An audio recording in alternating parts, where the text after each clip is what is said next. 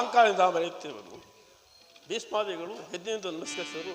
ಆತನು ತಲೆ ಎತ್ತು ನೋಡಲಿಲ್ಲವಲ್ಲ, ಇರಲಿ, ತಾನಾಗಿಯೇ ಬಂದು ನನ್ನ ಪಾದಗಳ ಮೇಲೆ ಬೀಳುವಂತೆ ಮಾಡುವೆನು. ಜಾಗೃತಲಾಗೂ ಯೋಗ ಬಾ.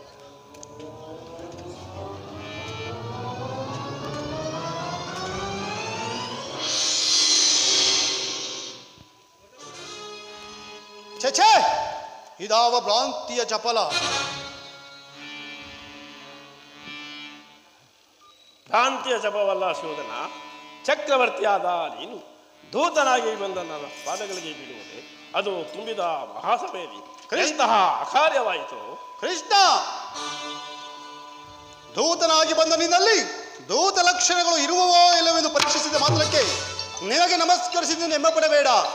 ಬಂದದ್ದಾಯಿತು, ಈ ಪೀಠದಲ್ಲಿ ಕುಳಿತುಕೋ. ಸದಾ ಕಾಲ ರಾಜನರ್ತಕ್ಕಿರುವಂತಿರುವ ನಿನಗೆ